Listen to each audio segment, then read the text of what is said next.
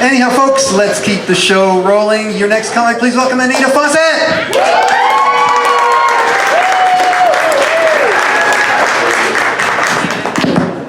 Oh, this is really nice. Thanks to comics before me and Megan, especially with Noah's Ark. I'm pretty sure if there was an ark in my time, I'd be like, was that today? But yes, I'm Anita Fawcett, and if you say Anita Fawcett at Canadian Tire, they'll tell you aisle 6. But speaking of mental health, I've been married for 11 years, and it's been tough for my husband.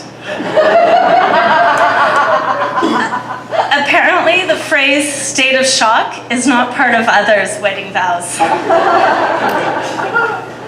But I was asking my husband the other day, I said, you know, it must have been tough because we're so different. Like, it must have been tough in the beginning. And he's like, in the beginning? He's a very, very patient man. So my husband was helping me declutter, and I guess he's been watching all those shows on Netflix, and he was just like, Anita, just take a picture and then let it go. So I picked up my phone and said, say cheese. I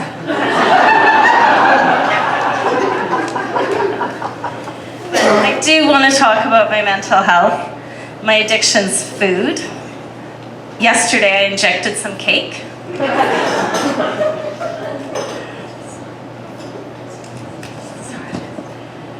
But I have ADHD. I never finish anything. People thought I must have really suffered as a kid having ADHD. But no, I enjoyed it. I had a happy childhood. It was everyone around me that suffered. And because of my ADD, I really have trouble remembering all my passwords. The other day, I was trying to pay a bill, and the agent asked for my payment password. I was like, really? If someone wants to pay my bills, please let them. But my husband has OCD. So he's in charge of remembering all the passwords. Me, my job's just to ask what they are. But most things about COVID have been really hard on everyone's mental health. But there was one little thing that kind of worked out well for especially entitled people. If there was a party and you weren't invited, you could call the cops on your friends.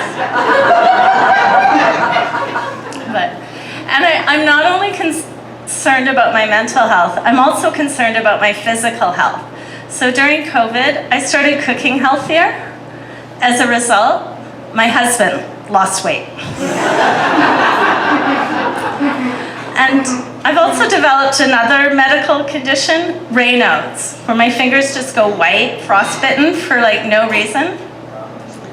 So one of the drugs that is starting to be recommended is a vascular dilator, Viagra. And it's not covered for women. Men get the wrong idea if I ask them for a few tablets. But finally I got my doctor to give me a prescription. So now it's my pharmacist that looks at me funny when I get Viagra and Ritalin. But it's often been told that part of my mental health was being entitled. I think it started when I was a teen. I told my dad once when he wouldn't buy me something I wanted, I said, you're not my real dad, because like my real dad, he would buy me this. And my dad looked at me and said, when you find your real dad, you tell him he owes me a lot of money.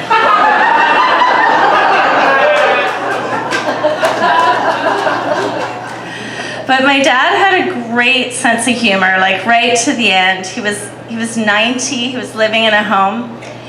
And the nurse one evening was helping him with preparations for evening preparations. And she said to him, she's like, okay, we're just gonna get into bed here. My dad looked at her and said, we? Neither of us thought that was part of the plan. But my dad has always said that the real secret to a long marriage is finding someone that'll put up with you. So thank you, you've been a great audience. If you enjoyed the show, please follow me on YouTube. If you didn't enjoy it, please follow me on YouTube. No sense in us both being disappointed. That's my time. Thank you very much.